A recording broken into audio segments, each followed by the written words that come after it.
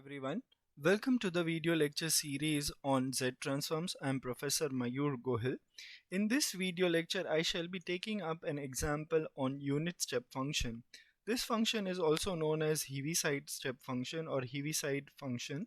So the definition over here is h of n is equals to 0 when n is negative and h of n is 1 when n is greater or equals to 0.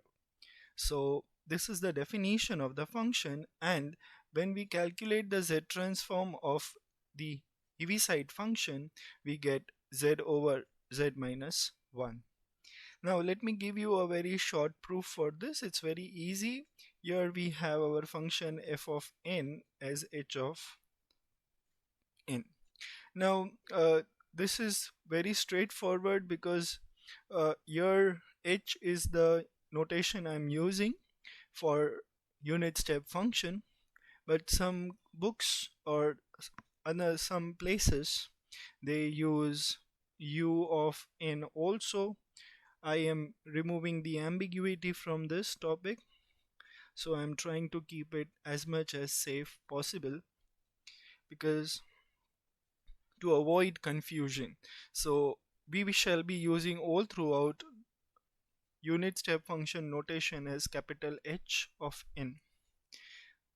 So let us see, when we have f of n equals to h of n, let us understand what does it mean. So here we will have h1 or h of 0 first we calculate, then it is 1, then h of 1 is again 1, h of 2 is also 1. Okay, so that's what it means. So z transform of the function f of n is by definition n going from 0 to infinity, okay, over the summation sign f of n z to the power minus n. This is the definition. So we have here z transform of h of n going from, here we will have summation h of n z to the power minus of n, n going from 0 to infinity. Now this will be nothing but, when we substitute or we put for n equals to 0 for each case, it will be h of 0 z raised to minus 0 plus h of 1 z raised to minus 1 plus h of 2 z raised to minus 2, and then we have h of 3 z raised to minus 3, and plus and so on, it goes on. So this summation is h of 0 as we see is 1, z to the power minus 0 is going to be 1, so 1, then here you have 1 over z, 1 over z square, 1 over z cube, and then it goes on like this. Okay, so now this expansion is very straightforward. We have seen this in our initial video lectures, the basic video lecture, that this is the expansion of 1 over 1 minus 1 over z. Okay, you can relate it to the expansions that I have told you there. Okay, so this is the expansion here, and then when you simplify this, you will get z over z minus 1. So the formula that I have shown you above works. The provided the condition is 1 over mod z is less than 1. That's what the condition would be. Otherwise this expansion we cannot synchronize it like this. Okay, so we have this, you can put the condition here, that is 1 over mod z is less than 1, or you can write in a better way, 1 is less than mod z. So this is the answer for the solution of the Heaviside function. Let us take up the next one, very important and a very uh, famous function. Whenever we deal with unit step function, we always have unit impulse function into the picture. So the this function helps us to also detect many other scenarios. So the definition here is delta n is equals to 1 when n is equals to 0, and delta n is 0 when n is not equals to 0. So let us see, the z transform of this function is 1. Okay, z transform of delta n is 1. How do we get that? Let us see the proof for this. Z transform of delta n is going to be this summation. You plug up the formula by definition of Z transform. Okay, you expand it. The moment you expand it, you get, here you would get delta 0, z raised to minus of 0, delta 1, z raised to minus 1, and so on, right?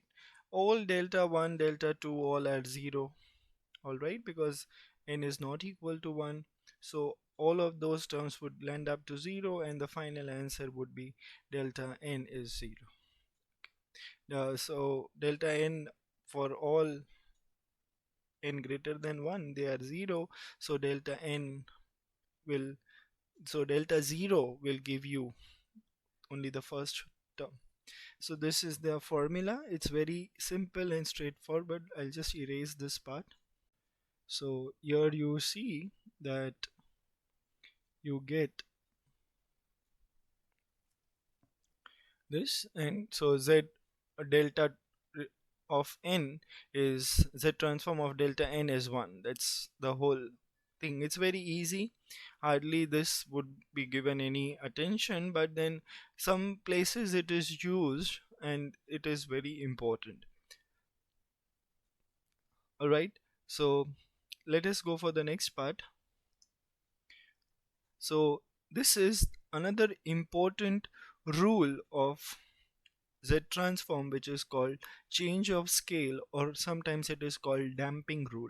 Let us see over here first. The theoretical thing is, if Z transform of f of n is capital F of z, then we have this Z transform of a raised to n f of n is equals to f of z over a, where mod z is greater than mod a. Now this is the rule. Okay, so let us see how to handle this. So we are asked this question that z transform of a raised to n into n is to be found. So first thing we would need here is f of n equals to n, that is our function. Having said that, we first find the z transform of n.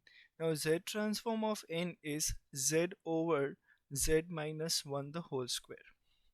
We have seen this. Okay, so we have derived this in our previous videos. Now we understand, we use that result directly. Now we go for labeling this answer. We label this answer as capital F of z. Now see, when we made this, okay, when we did this, this is the foundation for our answer. Okay, this is the base. This whole thing is the base of answer. Otherwise we can't start jumping over a raised to n and then you get the answer. It won't work.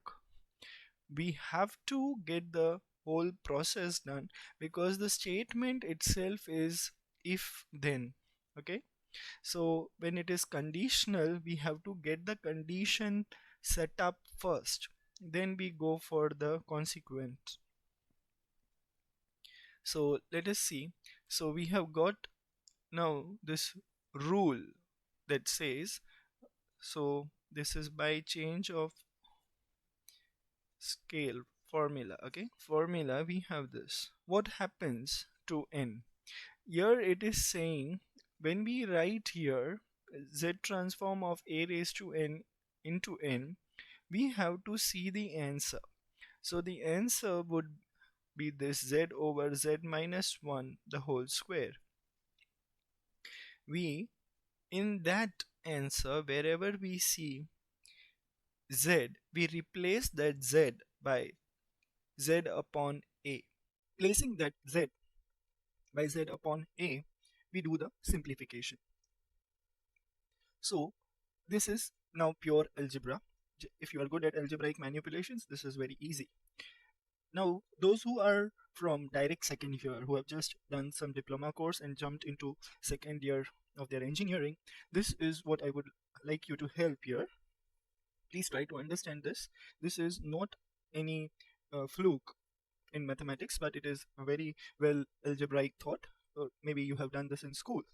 So this here it is, I'll just explain here that it is a over b. Okay, this is a over b and c over d.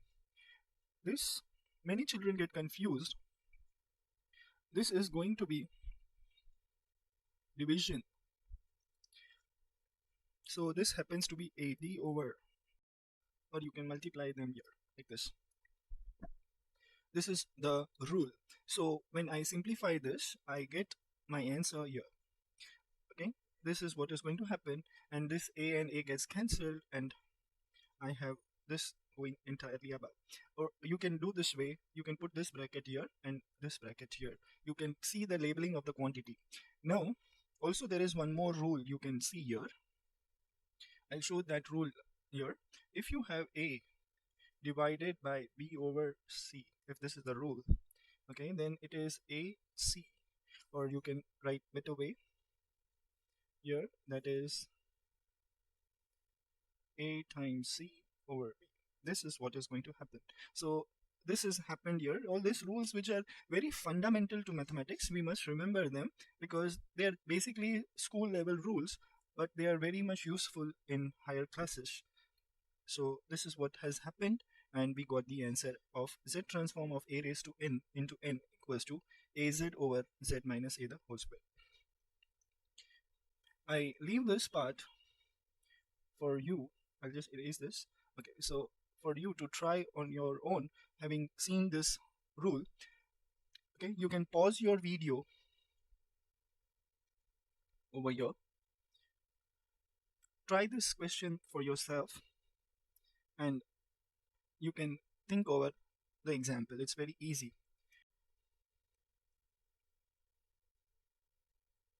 What we need to do is, we already know the z transform of n square. Z transform of n square is z square over z. Z square. What do we need to do over here is z transform of n square is given by z square plus z over z minus 1 the whole cube.